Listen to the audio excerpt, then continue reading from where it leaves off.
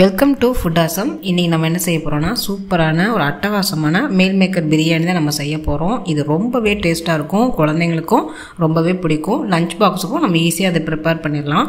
அது எப்படி செய்கிறதுனா இந்த வீடியோவில் நம்ம பார்க்க போகிறோம். அதுக்கு முன்னாடி எங்கள் சேனலை நீங்கள் மறக்காமல் சப்ஸ்கிரைப் பண்ணிக்கோங்க, பக்கத்துக்கு நோட்டிஃபிகேஷன் பெல்லையும் கிளிக் பண்ணிக்கோங்க.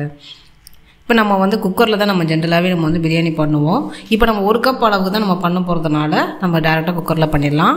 குக்கரில் 1 டேபிள் ஸ்பூன் அளவுக்கு நெய் சேர்த்துக்கலாம். 3 டேபிள் ஸ்பூன் அளவுக்கு நம்ம ரீஃபைண்ட் ஆயில் சேர்த்துக்கலாம். ரீஃபைண்ட் ஆயில் இல்லைன்னா நீங்கள் கடலெண்ணெய் கூட நீங்கள் சேர்த்துக்கலாம். நெய் உங்களோட விருப்பம் தான். நான் 1 டேபிள் ஸ்பூன் அளவுக்கு நான் இன்றைக்கி சேர்த்துருக்கேன். இப்போ நான் செய்கிறது 2 பேர் சாப்பிட்றதுக்கான அளவு. ஸோ இப்போ ரெண்டுமே நல்லா காஞ்சதுக்கப்புறமா நம்ம பட்டை 1 இன்ச் அளவுக்கு நம்ம சேர்த்துக்கலாம். இது கூடவே 1 ஏலக்காய் நம்ம சேர்த்துக்குவோம். இது கூடவே 3 கிராம்பு நம்ம சேர்த்துக்கலாம். இது கூடவே ஜீரகம் நம்ம சேர்த்துக்குவோம். ஜீரகம் 1 டீஸ்பூன் அளவுக்கு நம்ம சேர்த்துக்கலாம். இப்போ இது எல்லாமே நல்லா பொரிஞ்சதுக்கப்புறமா நம்ம பெரிய வெங்காயம் 2, அதாவது மீடியம் சைஸ் 2 நம்ம எடுத்து கட் பண்ணி வச்சுருக்கோம். அதை நம்ம ஆட் பண்ணிடலாம். பிரியாணிக்கு நல்லா வெங்காயம் நல்லா வதங்கணும். அப்போ தான் நல்ல டேஸ்ட் நமக்கு கிடைக்கும். வெங்காயம் நல்லா கண்ணாடி பதம் வர வரைக்கும் நல்லா நம்ம வதக்கிடலாம். இப்போ நல்லா வெங்காயம் வதங்கியாச்சு. இந்த டைம் மல்லித்தழை நம்ம ஒரு கைப்பிடி அளவுக்கு நம்ம கட் பண்ணி சேர்த்துக்குவோம். இது கூடவே அதே அளவு நம்ம புதினா இலையும் ஒரு கைப்பிடி அளவுக்கு நம்ம சேர்த்துக்கலாம். இப்போ இது எல்லாத்தையுமே நல்லா நீங்கள் வதக்கிக்கோங்க. இப்போ நல்லா வதங்கினதுக்கப்புறமா இஞ்சி பூண்டு பேஸ்ட் 2 டேபிள் ஸ்பூன் அளவுக்கு நம்ம சேர்த்துக்கலாம். இது ஜென்ரலாக நம்ம மட்டன் பிரியாணி, சிக்கன் பிரியாணி செய்கிற மெத்தடு தான். இது மீல் மேக்கர் போட்டு செய்கிறதுனால கொஞ்சம் நல்ல டேஸ்ட்டாக இருக்கும் நம்மளுக்கு. இப்போது இஞ்சி பூண்டு சேர்த்ததுக்கப்புறமா நல்லா வதக்கினதுக்கப்புறமா நம்ம மஞ்சள்தூள் 1 டீஸ்பூன் அளவுக்கு நம்ம சேர்த்துக்குவோம். இது கூடவே கரம் மசாலா பவுடர் 1 டீஸ்பூன் அளவுக்கு சேர்த்துக்கலாம். Kashmiri red chilli powder 1 table spoon அளவுக்கு சேர்த்துக்கலாம். நான் சின்ன ஸ்பூன்றதுனால 2 தடவை போட்டிருப்பேன். நீங்கள் பெரிய ஸ்பூன்னா 1 டேபிள் ஸ்பூன் அளவுக்கு நீங்கள் சேர்த்துக்கோங்க. இப்போ நல்லா வதங்கினதுக்கப்புறமா தக்காளி மீடியம் சைஸ் 2 தக்காளி கட் பண்ணி வச்சுருக்கேன். அது இதில் ஆட் பண்ணிடலாம். இது கூடவே நம்ம தயிர் 2 டேபிள் ஸ்பூன் அளவுக்கு நம்ம சேர்த்துக்கலாம். நம்ம மசாலாலாம் சேர்த்ததுக்கப்புறம் தக்காளி சேர்த்தோம்னா நல்லா டேஸ்ட்டாக இருக்கும். அந்த மசாலாவும் நல்லா தக்காளியோடு மிங்கிள் ஆகி நல்லா பிரியாணி உங்களுக்கு குலையாமல் சூப்பராக வரும். இப்போ தயிர் சேர்த்ததுக்கப்புறமா நல்லா மிக்ஸ் பண்ணிவிட்டு இந்த மசாலாவுக்கு தேவையான உப்பு ஒரு 1/2 டீஸ்பூன் அளவுக்கு நம்ம சேர்த்துக்கலாம்.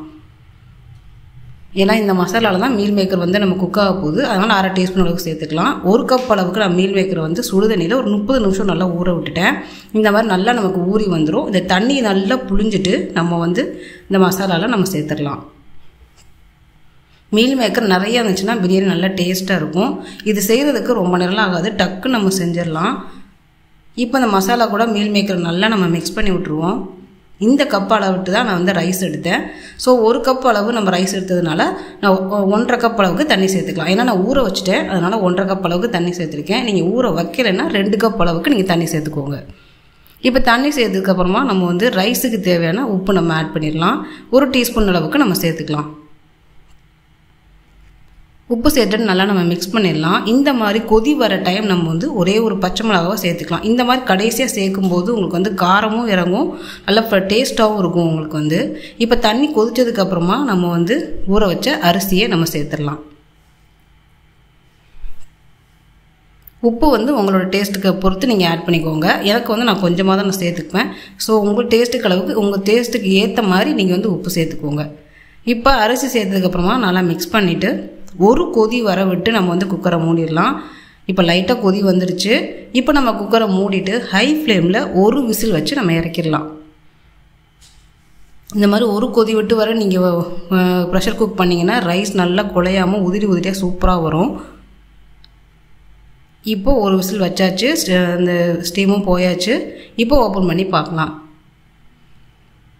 இப்போ பாருங்கள், சூப்பராக நமக்கு வந்திருக்கு. அரிசி பாருங்கள் நல்லா உதிரியாக நல்லா ஒன்றோட ஒன்று ஒட்டாமல் நல்லா அருமையாகவே வந்திருக்கு.